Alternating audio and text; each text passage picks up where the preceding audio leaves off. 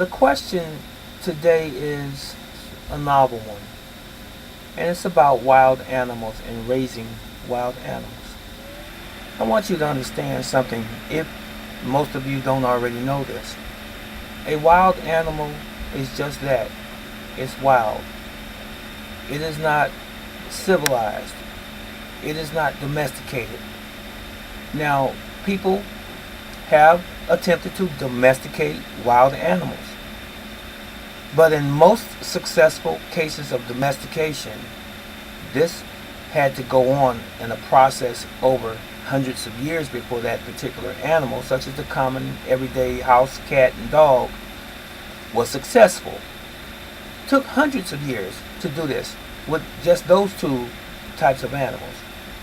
But to take an animal in today's time, such as a tiger, a lion, a grizzly bear, or a chimpanzee, polar bear, and try to domesticate it in a matter of 10 or 20 years and think that it's going to be docile and not have any of its primitive and or carnivore type of mentality, it's wishful thinking. There have been many animal attacks, even when the owners have raised the animal from a baby. There have been many times owners have raised chimpanzees from a baby, and as that chimpanzee got older, it attacked the owner, and oftentimes causing severe injury. I'm going to look up the video or the article about the woman who was attacked by her pet chimpanzee, and it disfigured her face for the rest of her life. She appeared on several television shows and so forth. That's just one case. And then the famed magician act Siegfried and Roy. Roy Horn was attacked by a tiger in Las Vegas in 2003, and the tiger grabbed him by the throat and pulled him off of the stage. He wanted to defend the tiger, saying that it was doing something to protect him like a mother would its cub, and it got sort of exciting out there on the stage, and it frightened the tiger, so the tiger grabbed him to protect him, and he carried him off. But the man to this very day is paralyzed on the left side of his body, yet he doesn't blame the tiger. As a matter of fact, the tiger passed away, I think, within the past year, maybe several months ago. But that's another example of an animal that you raised and you brought up, and something triggered the animal to respond a certain way, and it attacks you. Now, will an animal such as a tiger or a lion at some point in time look at you as food? I don't know. But I will say this, just using common sense.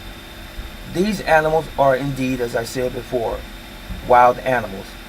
They are hardwired to be a predator. Speaking specifically about a polar bear, a grizzly bear, a lion, and a tiger, just for right now. They're predators. That's inside their DNA.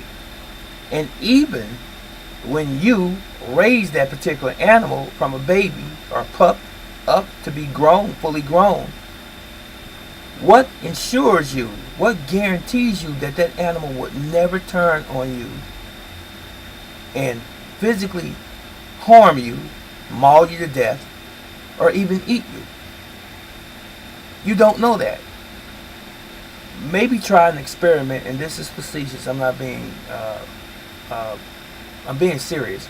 But try an experiment where you don't feed the animal for a day, and see if it looks at you the same way.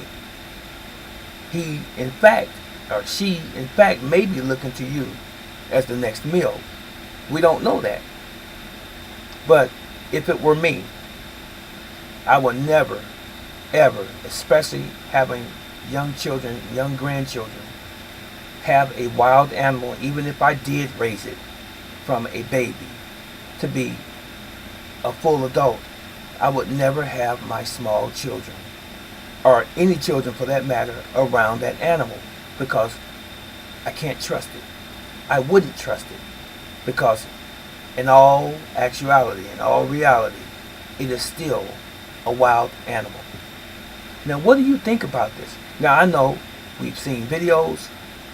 We've seen a man that was reunited with some tigers in Africa. He went to Africa somewhere, and the tigers recognized him, and they came and they played with him and so on and so forth, and they didn't attack him. This is rare.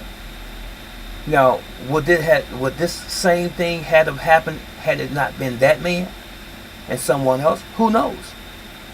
But anyway, leave nature where nature is, because some ground was never intended for us to tread upon.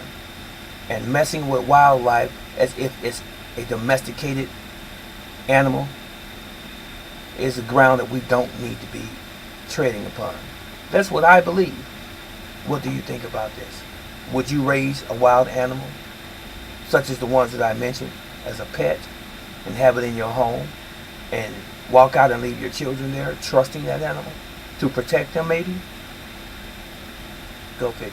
This brother teacher.